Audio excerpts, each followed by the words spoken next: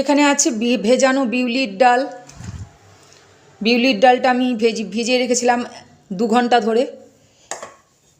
এখানে আছে ছোলা এবং তার সাথে চাল। এটা সাধারণ বাসমতি চাল দিয়েই, এটা কোনো গোবিন্দভোগ চালও না।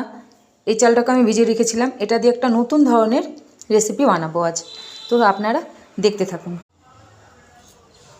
চাল এবং বিউলির ডাল বাটার সাথে এখানে ধনেপাতা, কাঁচা লঙ্কা এবং গাজর পেস্ট স্ট্রেনারে ঘষে নিয়েছি।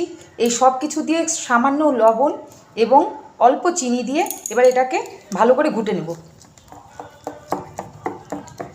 আমি কিন্তু এখানে বেকিং পাউডার, বেকিং সোডা কিছুই দেব না।